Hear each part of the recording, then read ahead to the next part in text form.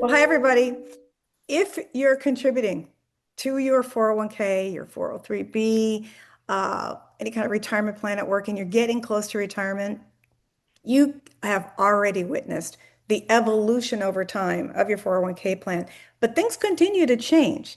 And today, we're going to break down four key trends that you'll want to understand right now, whether you're still years from retiring or already planning your exit. We're talking about bigger catch-up contributions, vitally important to older workers, growing emphasis on Roth provisions, and the latest twist, possibly coming to a 401k near you, adding private market or private equity investments and even crypto investments inside your 401k. And finally, lastly, we kind of need to know more about these guaranteed income for life offerings that we're probably hearing about as we're getting close to rollover time. So at the end of the day, what we really want to know is this. Are these enhancements that will help you invest better for retirement? So our guest today is Lisa Gomez. Now, until recently, Lisa served as the Assistant Secretary of Labor for Employee Benefits Security at the U.S. Department of Labor. So, as head of Employee Benefits Security Administration at the department, she was responsible for overseeing every workplace retirement plan in the country. That's over 800,000 workplace plans with trillions of dollars in retirement savings and the financial futures of over 150 million American workers, retirees, and their families. So, Lisa, we couldn't have a better guest. And welcome to Friends Talk Money. Thanks so much, Pam. I'm happy to be here.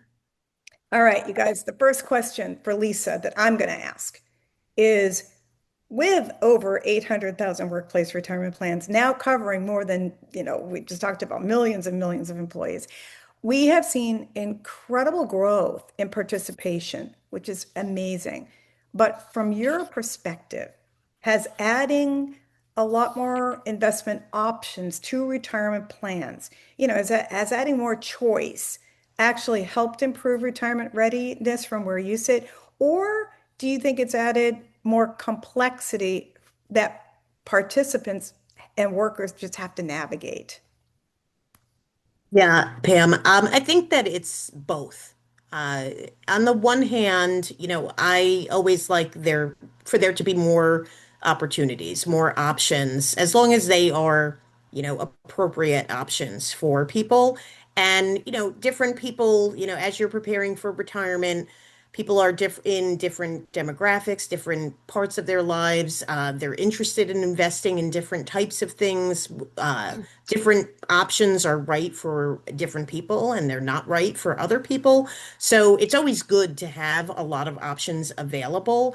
At the same time, it does lead to like choice overload for folks that it's already for many people preparing for retirement, getting closer to being able to retire. There are so many complications, tax laws and various terms that come into play, different types of investments that might be available to or you might be interested in. So the more choices that are out there, it can lead to people feeling overloaded and sometimes just not knowing what to do.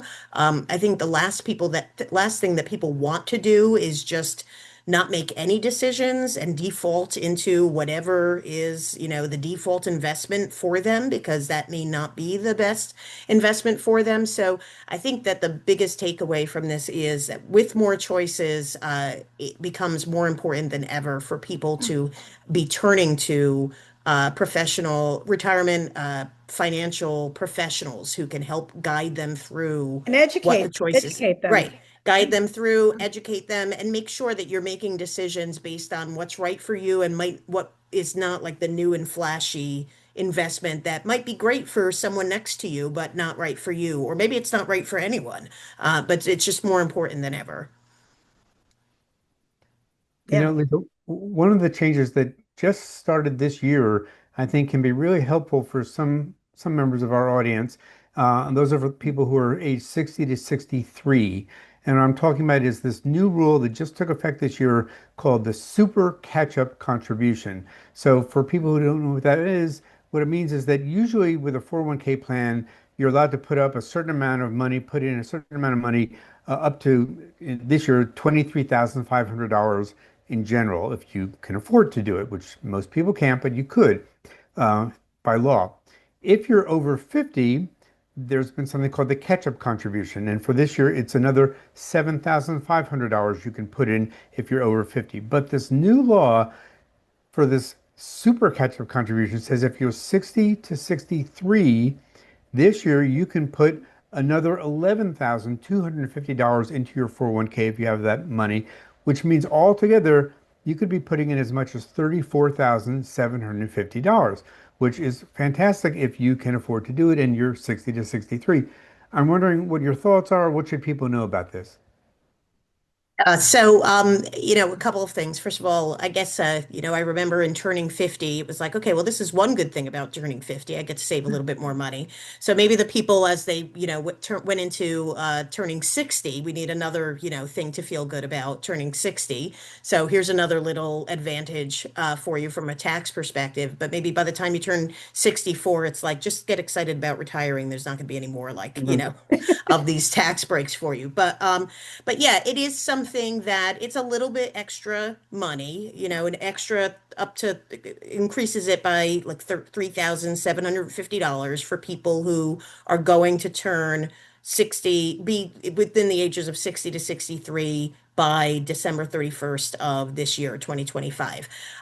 So that's great if, as you say, if you have the money and you're able to put more money into your retirement plan pre-tax, then that may be an option for you. And it just saves you on, lowers your taxable income, for this time in your life as you're getting closer to retirement.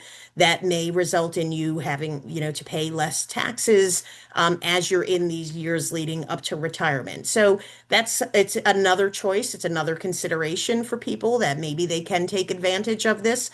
So, that's great. And we'll see what happens in the years to come. But just for this year, that's something for people to be aware of. And if you haven't heard of it, if this is the first time you're hearing about it, to go to your employer, to your retirement plan and say, hey, I fall within this age bracket. And can I take advantage of this? Is this something, that I should be looking at? And then make that decision, make sure that you're paying attention to that and making that decision within the time that you have to do that so you don't lose out on it if it's something that is attractive and available to you. Thank you. Lisa, there's one other thing, and I'm going to apologize in advance. I'm having a little trouble with connectivity here. But one of the things that's come along in the last couple of years is the Roth 401k. Of course, similar to the Roth IRA, you don't get an immediate deduction on your income taxes for your contributions. But then again, all the money comes out tax-free later in life, and there will be no required minimum distribution. So, as a matter of fact, a lot of people don't realize that starting next year, if you're 50 or older, and if your income is more than $145,000, then your catch-up contributions, any catch-up contribution you make, has to go into the Roth version. And so more and more employers, I think the vast majority now, offer this Roth alternative. Now, I have my own thoughts on that, and I'll just say right off the bat, I don't think tax rates will ever be lower. You can live without the tax deduction now. The advantage of not being required to do distributions later in life, potentially impacting your Medicare premiums and so forth. My general out and out advice is do the Roth contribution, because if they keep the promise of tax-free withdrawals, that's my thought. But what are you seeing among plans? Are they all offering them? Are some companies lagging? Talking to employees about that alternative? Yeah, so it's, interesting, all these new words that we get to come up with. This one is the Rothification of Mhm. 401k Right. plans. And, people may have heard about like Rothification, and I don't know, is that a good thing? Is it a bad thing? As far as, I think that a lot of plan sponsors are trying to think about what makes the most sense for the people within their own within their own plan groups, within their workers, their employees. But there is, we hear so much in everything that we're hearing in the news about the deficit and what the government is doing to address the deficit, the tax deficit, the government's own deficit. By pushing towards these Roth plans, what that does is has people paying into their retirement not on a tax-free basis. So paying your taxes now and then not having to pay taxes later, which is great for the government because the government gets that tax money now rather than saying, we'll wait until later when you actually get your retirement money. We the government will get the tax money now. That, has a lot of attractiveness to it. And I certainly, when we're talking now about addressing the deficit and, it seems to me that when you compare to other ways to do it, getting tax money in now, is something that seems attractive. I do think that it is something that people really need to make sure that they understand the implications of it. Paying taxes now and then thinking you don't have to pay them later, as you said, Terry, things could change. We know what's happening right now, and you're kind of banking on what things will look like in the future once you actually retire, but no one knows exactly what the future will look like. So I think it's another thing where as long as people really understand what they're doing and why they're doing it and what the effect will be on them in the future once they actually do retire, then you make your own decision. But it's another option that's available to people. Yeah, I Let me mean, just add, let me just add to that, that if you are making this decision about Roth or not, it's a hard guesswork because the policy in the future is unknown. Tax Right. rates in the future are unknown. I look at it from an individual planning point of view, and I say to myself, this is a decision. Okay. I have to see how this is I have to really run the numbers and see how this particular decision I'm going to make for this particular plan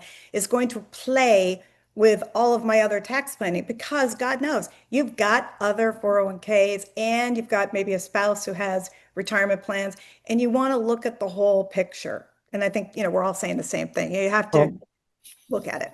and I would say, and this is partly devil's advocate, but also I believe it, that a lot of people think they are going to have a lower income in retirement than when they're working. And aside from the people who are lucky enough to have a pension, many people earn more while they're working than the money they're going to have coming in retirement.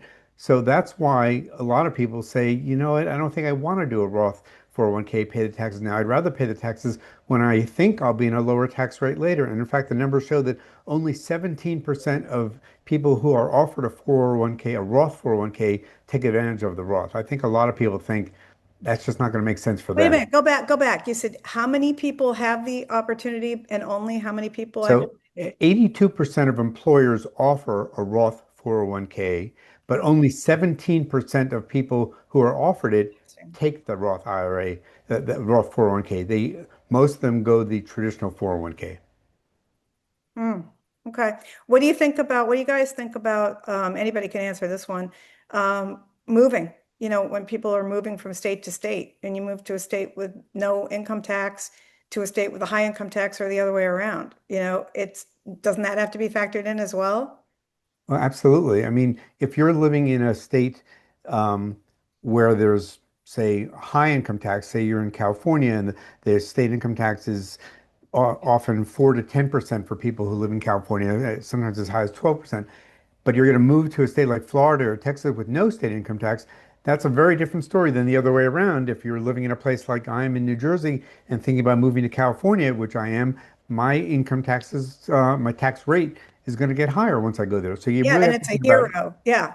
you have to think You about must where you're love your living. grandchildren, Richard, to I move to a do. higher tax state. I do love my two children and my grandchild. Yes, I do. All right, Okay. let's transition our discussion to something that's a kind of a hot topic. And I don't think it's necessarily hot to the typical person who's going to work every day. I think it's hot in the industry to talk about we're going to add private Ugh. alternative investments, private equity in your retirement plan? Does it belong there? Or is this going to be helpful to retirement savers, or is it going to be helpful to the people promoting those private equity products? I want to get the official word from Lisa Me too. because I was I going to feel say, strongly about this. So, but let's hear from the woman who was at the center of this in government. What was that argument and how did that happen? Could this possibly happen? yeah. No, so thanks. So I think a couple of things. One is that that the role of private investments in retirement has been something that, there's so many things that kind of ping pong through government and through it from administration to administration.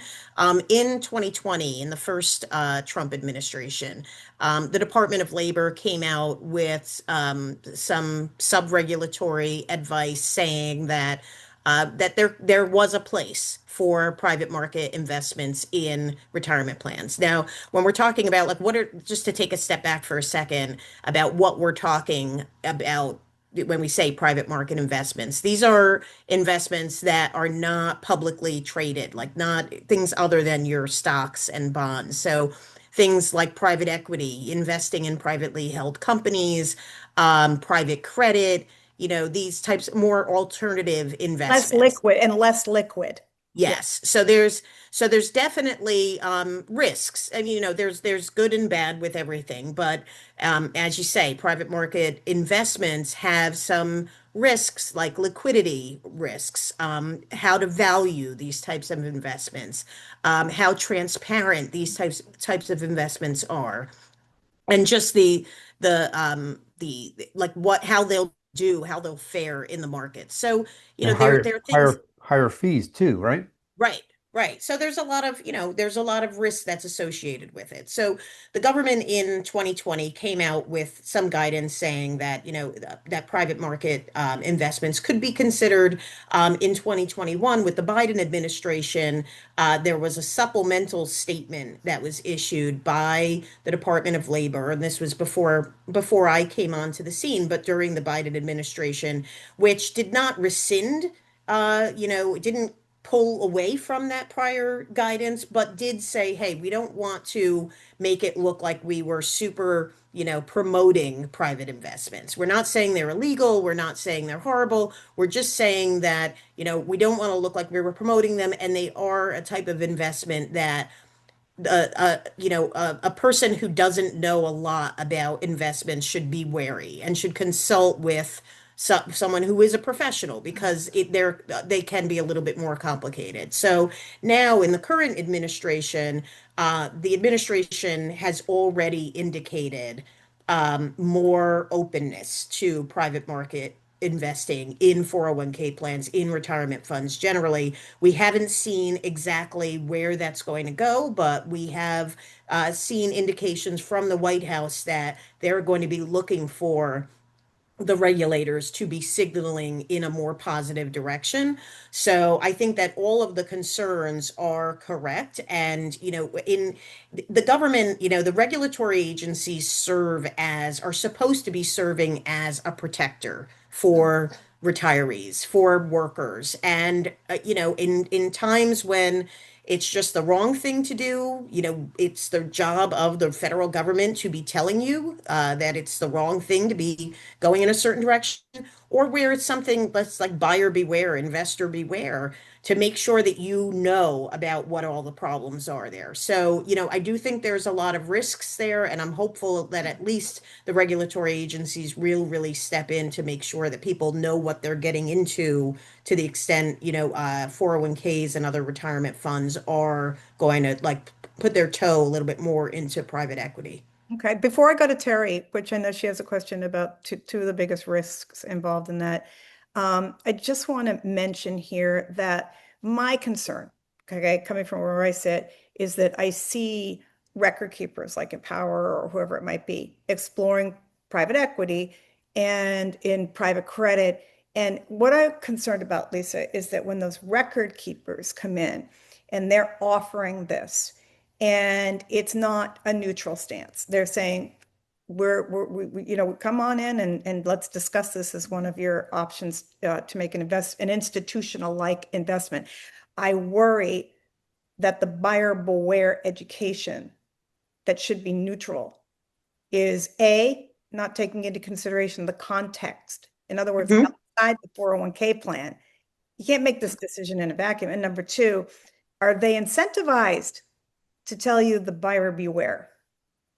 Right. Yeah, I mean, two very excellent points. I mean, this is one of the reasons behind our retirement security rule, and just, the what we were trying to get at in the time that I was at the Department of Labor was making sure that people understood all of those points that you're saying, Pam, and not only in the private equity, area, but just generally that the retirement saver needs to understand that there are people out there, entities out there, record keepers, uh, um, insurers, all different types of people who are not bad people, but who may have interests that are different than yours, and may be trying to promote products because they have an interest in promoting those products. And whether it be that, laws, regulations are changed so that all of those actors cannot act in their own interest and have to put your interest before them, or that they have to at least tell you the whole picture so that when you're making decisions about how to invest in your retirement and what all these products are that are out there, that you're getting the full picture and you understand why, whatever company is telling you, what they have to gain from it. Then you make your own decisions. That those are the things that are the biggest concerns, that people will not get that full picture. They won't understand all of the risks, and they won't understand that, some of the folks who are out there promoting these products have an agenda, have something to gain from the promotion of those products. So I think it's up to the people in the professional community, whether it be by educating, by making people aware to ask these questions, just having some involvement in making sure that people go in eyes wide open and really understand what they're getting into. Yeah. Terry, what are the two biggest concerns you have? And you can even loop crypto into that if you want to, because I know, you know, Yeah. I think Aha. Okay, Lisa, let me Yes. just compliment you. Let me compliment you on being such a great diplomat. And let me just now say that private equity does not belong in 401k plans. I've lived in this world for a long time. The people who put together the 401k, the private equity deals, the sponsors of these deals are inevitably the ones who make the most money. Now they're looking at trillions of dollars in 401k plans and going, oh, wow, we'll just get that approved. These people never know how much we're charging. They'll never know what fees are coming out. like shooting fish in a barrel, sort of. I just want to follow up on something you were mentioning, Pam, which is about crypto. The Biden administration had sort of issued a pretty big warning sign to 401k plan employees and 401k plans to say, if you're going to be offering crypto 401k plans, you employees need to be careful about that. It's a very I'm reading what the Labor Department said, and maybe these are your words, Lisa. Cryptocurrencies are very different from typical retirement plan investments. It can be extraordinarily difficult, even for expert investors, to evaluate these assets and separate the facts from the hype. Well, the Trump administration recently just rescinded that guidance and basically said, feel free to offer crypto to your 401k employees. Now, I know a lot of people want to invest in crypto in or outside of their 401k plans, and I'm not saying that they shouldn't be allowed to. I'm a little concerned about people getting into it, not really understanding what they're buying and not understanding the risks involved or the extra fees involved. And so, Lisa, that's a change. Any comment you want to make about that? Sure. No, thanks. So I can't take credit for that compliance assistance release because that came out just a couple of months before I was confirmed, Okay. as I was waiting on the sidelines thinking like they're doing everything without me. Like when will I ever get there? But that being said, I'm glad that it was done. And if we just turn back the clock a little bit to think about at that time when that guidance was issued and where things were with respect to crypto, I keep telling folks I am a self-admitted, I only watched the commercials during the Super Bowl. But if you remember that year there was a Super Bowl commercial with a giant QR code that came up about like, click on this to learn about crypto investing. And so everybody was, this is the new hot thing to be doing. And I, as counsel to plan sponsors, had some people, plan sponsors coming to me saying, this sounds cool. Can we invest in this? And I was telling them, in the same way like that I would tell you, if you want to like bet all your money at a roulette wheel, in Vegas, take your money. You could go do whatever you want and play around with that. If you want to invest your own money, Yeah, play it's money, yours. Yeah. right? Go ahead, but we're not doing this with the retirement fund. So I was happy when the Department of Labor came out and said that because we could point to it. Times have changed now, and crypto went in a bad direction, certainly. And now with this guidance from the Department of Labor rescinding the prior guidance and them saying like we're going to be neutral on this. We're taking our thumb off the scale and we're letting retirement investors or fiduciaries make decisions on crypto. That that's fine that they're making that statement. I don't agree with the statement, but that does not take away from fiduciaries, from the people who are running these retirement plans, the responsibility to Yeah. make sure that they are making the right decisions in what they're offering to participants. And sometimes, those of us who are parents or who have had to be, the bad guy, at certain times, Mm. just because your kids want to do something, and you have to be the bad person to say, like, I know everybody else wants to do this, but we're not doing this. This is another area where, you have to just really tread lightly. And whether you're a participant who really wants to be involved in it, or someone who's offering a plan and wants to offer this to participants, to really just make sure you understand what you're getting into and whether this is a safe place to be, because for people with your retirement, it may not be the safe place to be. And I'm hearing from plan sponsors that a lot of them are saying, I wish the department had come out stronger against crypto, because I liked being able to blame the government and say, I know you want to be in it, but they won't let me. Hey, now have your way. Right. right, exactly. So before we transition to the last trend that's happening, where Terry's going to talk for a second about annuities and guaranteed income. Right before we leave this topic, I just want to say, last I checked, everybody involved with offering and maintaining the 401k plan at the 401k level, not the policy level, at the actual company level, they're pretty busy. It's hard enough for the employers to keep up with how much employee participants are overpaying in mutual fund fees. Now you want to introduce alternative off-road investments. So all I want to say is, okay, who's going to do all the vetting? Who's going to get the most benefit by introducing these options? And if you just ask those two questions as a participant, you're going to go a long way to saying, maybe I'll invest in crypto outside my 401k. Maybe I'll Hmm. do that with a little, Jim Cramer's show, the name of it, it's been on for years. I'm dating myself. It's called Mad Money. You know why? Because you only use your mad money. Yeah. Well, it's bad enough that some strange stuff is going into 401k plans. The next topic is, how about getting your money out? And this whole new trend, Lisa, I'm dying to hear about the possibility of having annuities bought inside these plans for people who need retirement income down the road. What's the story with that? Yeah, so the whole thinking on lifetime income, and buying these annuities, it's something that certainly, we talked about it internally at the Department of Labor, and in the relatively short time, I was only there about 2.5 years, but we were not able to get into it too much. But it's a continuing question about purchasing these annuities with your retirement plan money so that, when you're coming out of your 401k, it sounds like a good idea.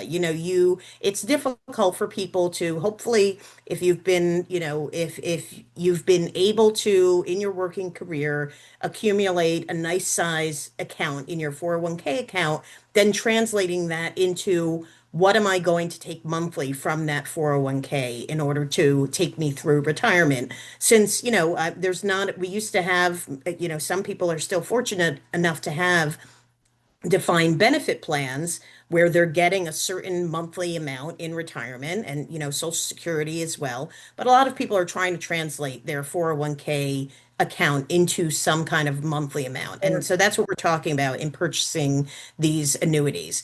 But again, this is another area where it makes sense. It's something for people to be considering, but looking at, who are you purchasing these from? Who are the retirement plan sponsors contracting with to provide these types of annuity contracts?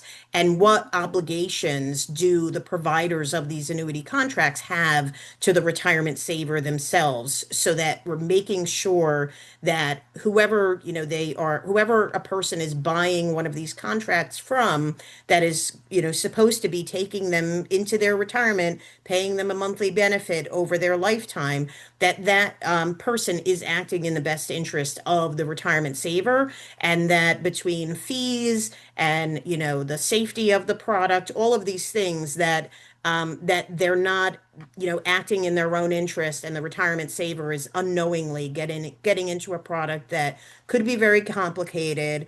They don't quite understand, and the person who's selling it to them and explaining it to them is perhaps, there's a lot of, very good providers who are out there, but there's also providers who might not be explaining the whole picture to you. So it becomes, again, more important than ever as we go into this area. If people are interested in an annuity option, making sure that they are talking with professionals who are not going to be, you know, are not going to have personal You're interests in unbiased.